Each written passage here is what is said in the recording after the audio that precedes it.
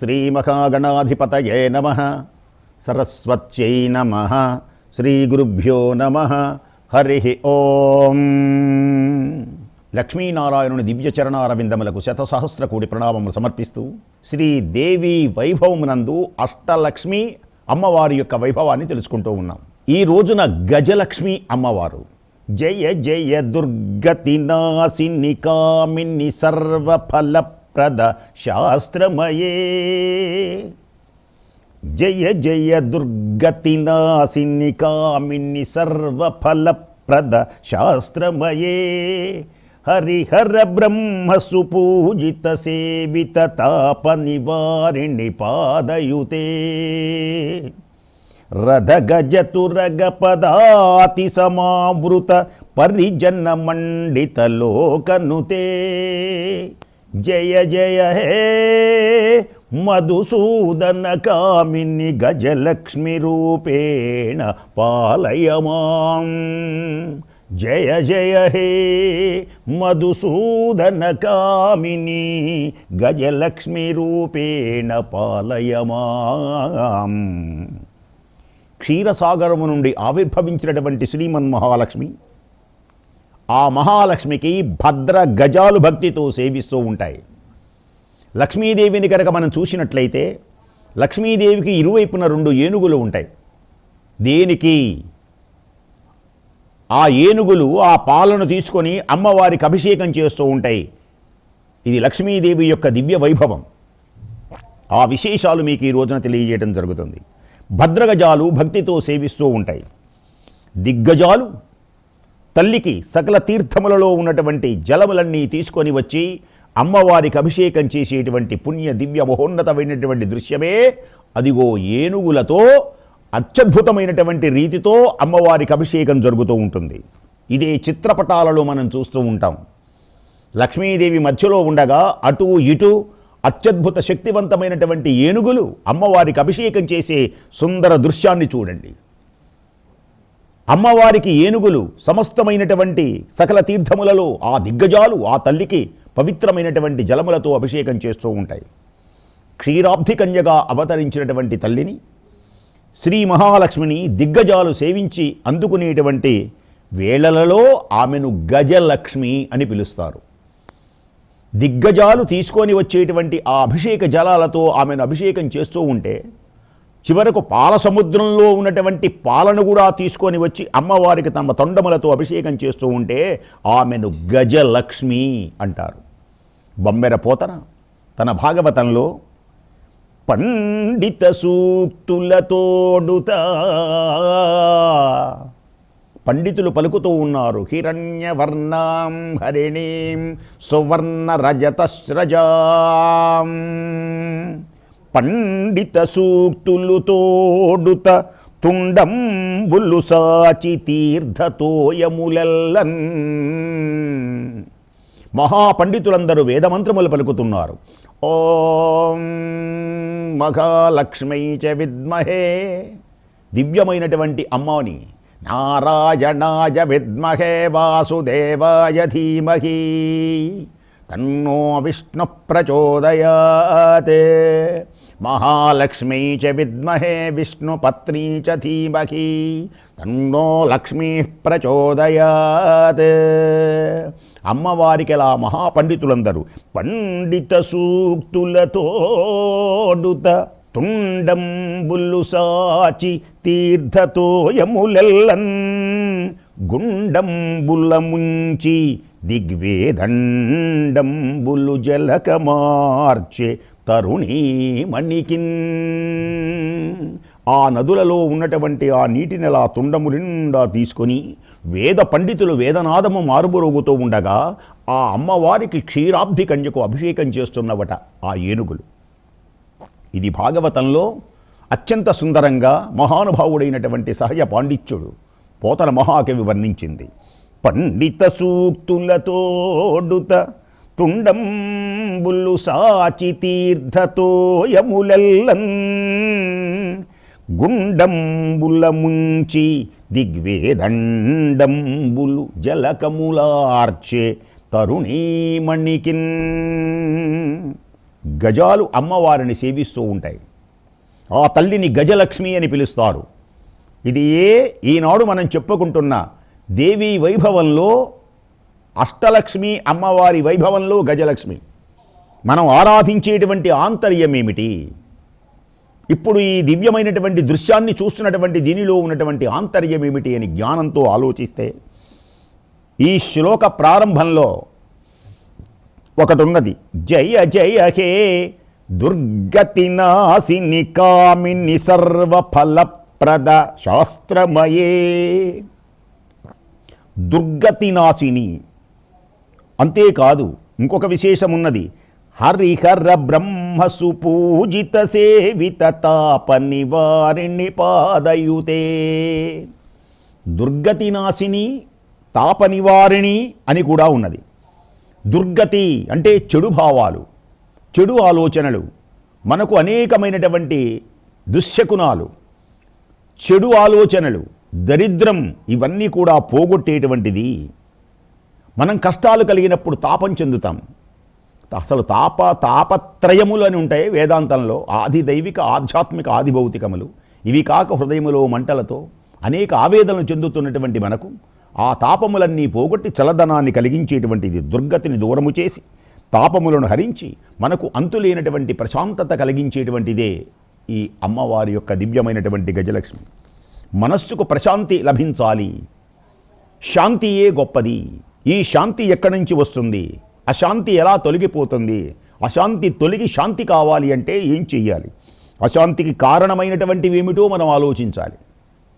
అప్పుడు తొలగించుకోవాలి. కలుపు మొక్కలు తీయాలి, మంచి మొక్కలు ఉంచాలి. ముందు ఆ కలుపు మొక్కలు ఏమిటో, అసలు మంచి మొక్కకి కలుపు మొక్కకి తేడా తెలియాలి. చేలోకి వెళ్ళి ఉన్నవన్నీ పీకేస్తే, మంచి మొక్కను కూడా పీకేస్తే అదే కలుపు మొక్క అనుకోకూడదు. అశాంతికి కారణములేమిటి? అశాంతికి కారణములేమిటో ఆలోచించాలి. అశాంతికి కారణాలు అహంకార మమకారాలే అశాంతికి కారణాలు. అహంకారం, మమకారం మనస్సులోనికి రానివ్వకూడదు. అరిషడ్వర్గములను అంటే కామ, క్రోధ, లోభ, మోహ, మదమాత్సర్యములను జయించగలగాలి. మనకు దుర్గతి కలిగితాయి. అశాంతి వలన దుర్గతి కలుగుతుంది. అహంకార మమకారాలు, అరిషడ్వర్గాల వలననే అశాంతి కలుగుతుంది.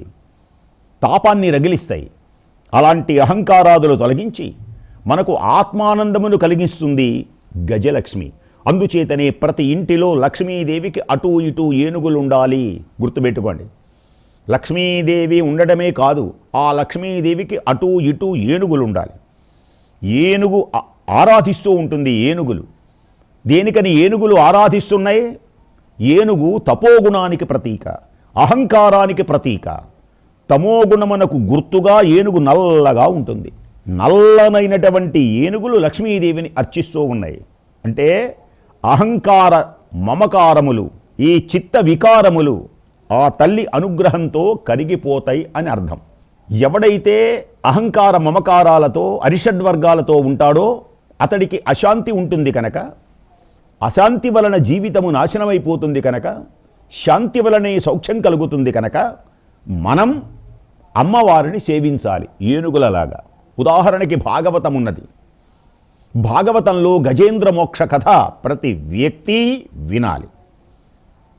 గజరాజు ఏం చేశాడు అంటే, ఆ గజరాజే మన ఈ జీవుడు. అహంకారం తన పరివారాన్ని, తన బలాన్ని, తన అధికారాన్ని చూసుకున్నాడు. నన్ను మించిన వాడెవడున్నాడు? ఈ అరణ్యం మొత్తానికి నేనే రాజుని, ఈ ఆడ ఏనుగుల మొత్తానికి నేనే ధీమాగా ఉన్నాడు.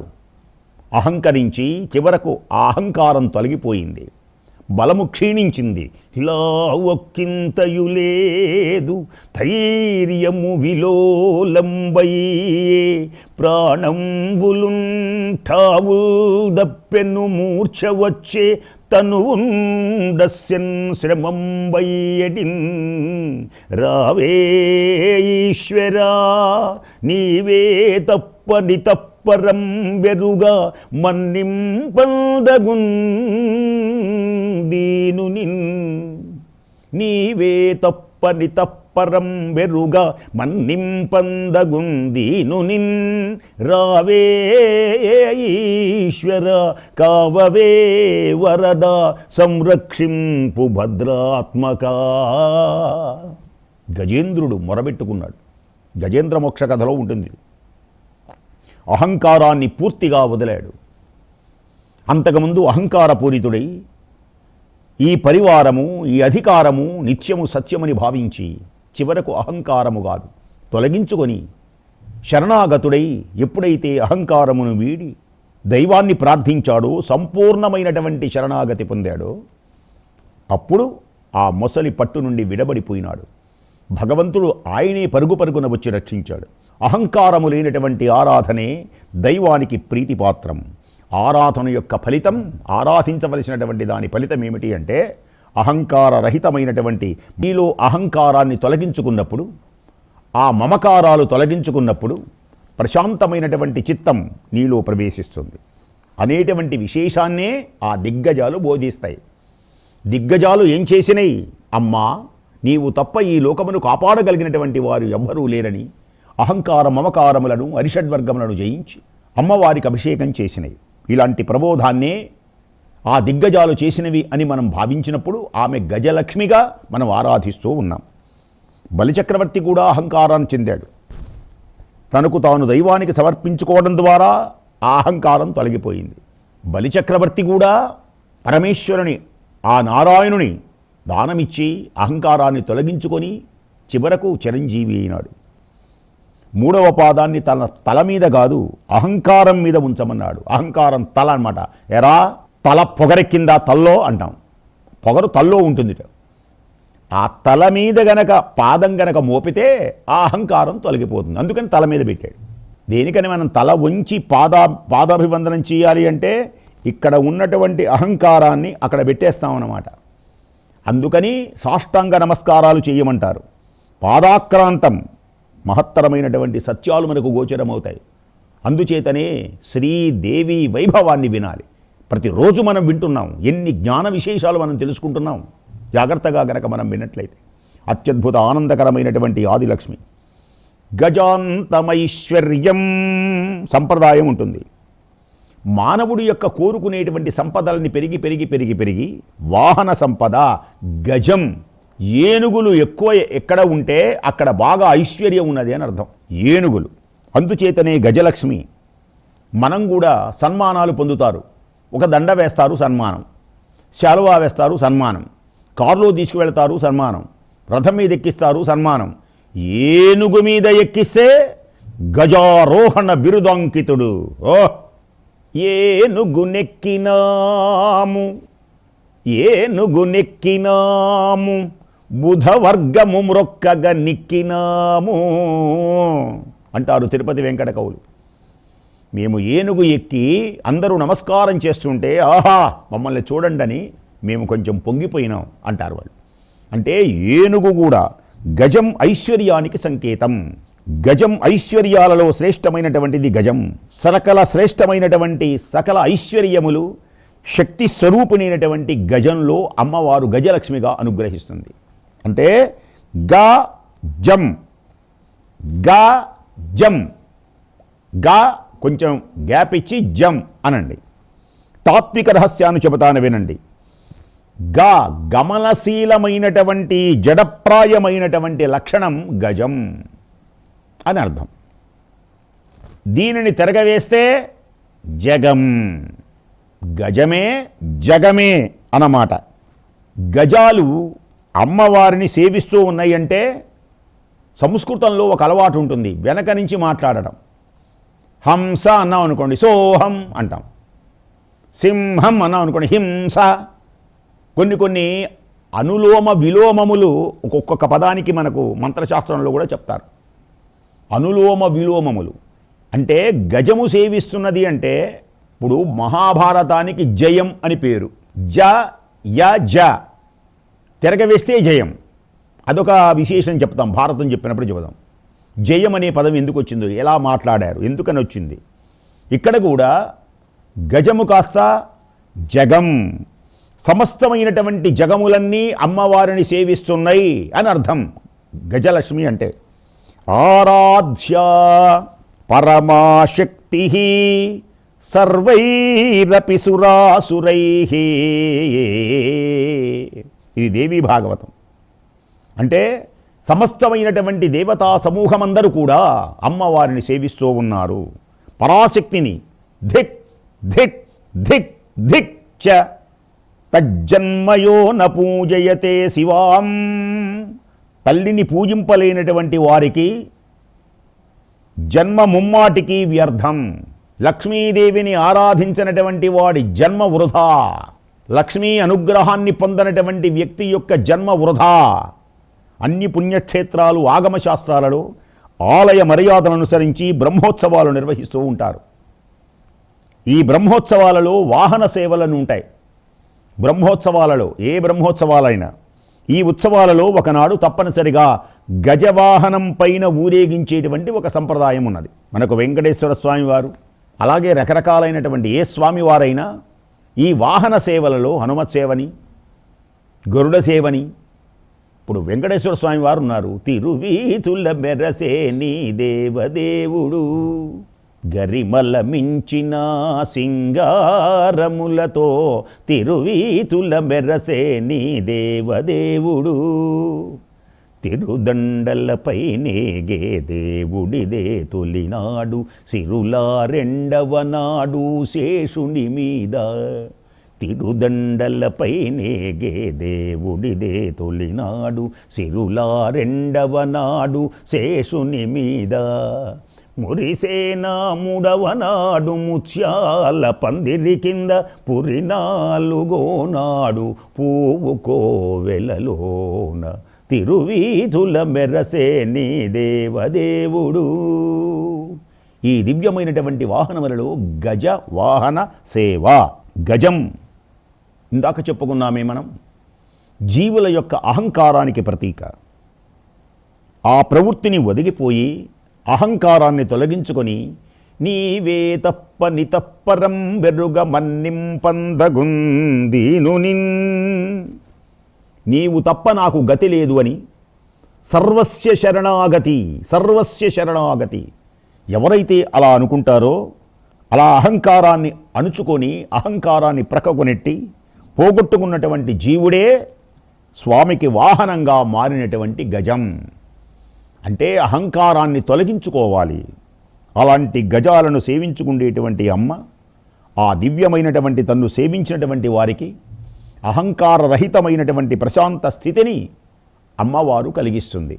లక్ష్మీదేవి అనుగ్రహం పొందినటువంటి వాడు దరిదాపుగా ఓర్పుగా ఉంటాడు, అహంకారం లేకుండా ఉండాలి. ధనము పొంగుతున్నప్పుడు వినయం ఉండాలి.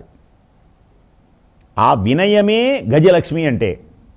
అందుచేతనే మన ఇనప్పెట్టెల మీద ఏనుగులతో ఉన్నటువంటి మధ్యలో లక్ష్మీదేవి ఉంటుంది. మామూలు లక్ష్మీదేవి సరే, పువ్వులో ఉన్న లక్ష్మీదేవి కాదు. ఏనుగులతో ఉన్న లక్ష్మీదేవి మన ఇనప్పెట్టె దగ్గర ఉండాలి. సరే, పువ్వులో నుంచున్నటువంటి లక్ష్మీదేవి కొందరిళ్లలో ఉంటుంది. ఏనుగులతో దేనికి ఉండాలి అంటే, ఆ ధనాన్ని చూస్తున్నప్పుడు ఆ ఇనప్పెట్టెల్లో మనకు ధనాన్ని దాచిపెట్టుకుంటూ ఉంటాం. దాచిపెట్టుకుంటూ ఉన్నప్పుడు అహంకారము లేకుండా, అమ్మా ఏ జన్మలో ఏ పుణ్యం చేశానో ఈ ధనాన్ని సంపాదించే అదృష్టం కలిగింది తల్లి, ఇవి సద్వినియోగపరిచి అహంకారము లేకుండా నాలో వినయాన్ని కలిగించు అని ఆ అమ్మకు నమస్కారం చేసుకొని ఇనపెట్టె తెరవాలి. అందుకని తప్పనిసరిగా మన ఇనప పెట్టెల మీద లక్ష్మీదేవి అటు ఇటు ఏనుగులతో ఉన్న లక్ష్మీదేవి ఉండాలి. బ్రహ్మాండ పురాణములో భండాసురుడు అని పేరు కలిగినటువంటి ఒక వ్యక్తి లలితాదేవి అమ్మవారి మీదకి దండెత్తి వస్తాడు. భండాసురుడు. చతురంగ బలాలు వస్తాయి. ఆ గజదళానికి అధ్యక్షురాలు ఒక ఆమె ఉంటుంది. ఆ గజదళానికి అధ్యక్షురాలు సంపత్కరి అనేటువంటి దేవత. భండాసుర యుద్ధంలో అమ్మవారి తరఫున సంపత్కరి, సంపదలను ప్రసాదించేటువంటి లక్ష్మీదేవి. ఈ అంశతో అక్కడ కార్యక్రమ తమ బాధ్యతను నిర్వహిస్తుంది. అలాంటి శక్తివంతమైనటువంటిది. అందుచేతనే యా దేవీ సర్వభూతేషు దాంతి రూపేణ సంస్థిత. ఓర్పు ఉండాలి, ఇంద్రియ నిగ్రహం ఉండాలి. దాంతి, శాంతి అంటే అర్థమైంది. దాంతి అంటే దమము, దమము, శాంత శమ దమాది శాంత శమ దమాది నియమ సంపత్తి అంటారు. శమము దమము అంటారు. శమము అంటే ఓర్పు, దమము అంటే ఇంద్రియ నిగ్రహం. అందుచేతనే దమం ఇంద్రియ నిగ్రహం దేవతలకు అనుగ్రహించాడు. ఇంద్రియ నిగ్రహంతో ఉండండి అని. మానవులకు దానం చెయ్యండి అన్నాడు. రాక్షసులకు దయ కలిగి ఉండండి అన్నాడు. 3 దకారాలు చెప్పారు. రాక్షసులందరూ మీ దగ్గర లేనిదేమిటి అంటే దయ. ఆ దయను అలవాటు చేసుకోండి. దేవతల దగ్గర ఏది తక్కువ అంటే దమము, ఇంద్రియ నిగ్రహం తక్కువ. అందుకని ఇంద్రియ నిగ్రహంతో ఉండండి. మానవ జాతిలో దానము చెయ్యాలి అనే గుణం తక్కువగా ఉంటుంది. కాబట్టి ఆ దాన గుణాన్ని ఏర్పరచుకోండి. ఎంత చక్కగా చెప్పారు. కాబట్టి యా దేవీ సర్వభూతేషు దాంతి రూపేణ సంస్థిత నమస్తస్యై నమస్తస్యై నమస్తస్యై నమో నమః. అట్టి దివ్య తేజోమయమైనటువంటి జగన్మాత, సకల శుభములు కలిగించేటువంటి అమ్మ. ఇంకా ఏమిటి అంటే జయలక్ష్మి, విజయలక్ష్మి అని కూడా ఉన్నాయి. జయలక్ష్మి, విజయలక్ష్మి. జయ జయ హే మధుసూదన కామిని విజయలక్ష్మి పరిపాలయ మాం. జయలక్ష్మి పరిపాలయ మాం, విజయలక్ష్మి పరిపాలయ మాం. అత్యద్భుతమైనటువంటి అమ్మవారి యొక్క దివ్య వైభవంలో, లక్ష్మీదేవి యొక్క దివ్యమైనటువంటి గుణగణములలో అహంకార మమకారాలు అరిషడ్వర్గములను తొలగించుకొని అమ్మను సేవించినట్లయితే ఆ లక్ష్మీదేవి యొక్క అనుగ్రహం కలుగుతుంది. లక్ష్మీదేవి అనుగ్రహం కలిగిన తర్వాత ఏమవుతుంది అంటే జయం విజయం జయాభిజయీ భవ దిగ్విజయీ భవ జయీ భవ విజయీ భవ. జయ విజయ 2 పదాలు ఉన్నాయి. 2 ఒకటి కాదు. రెండిటికి తేడా ఏమిటి? ఆ 2 జయలక్ష్మి అంటే ఏమిటి, విజయలక్ష్మి అంటే ఏమిటి? రేపు ఈ శ్రీ దేవి వైభవంలో అమ్మవారి యొక్క లక్ష్మీ వైభవాన్ని జోడించుకుంటూ రేపు ఈ 2 యొక్క విశేషములను చక్కగా వివరించి చక్కగా చెబుతాను. అందరూ కూడా ఆ జగన్మాత యొక్క దివ్య అనుగ్రహాన్ని పొంది సకల శుభములు అష్టైశ్వర్య భోగభాగ్యములు పొంది సుఖ సంతోషములతో ఉండెదరుగాక. సర్వమంగళ మాంగళ్యే శివే సర్వార్థ సాధికే శరణ్యే త్ర్యంబకే దేవి నారాయణి నమోస్తుతే.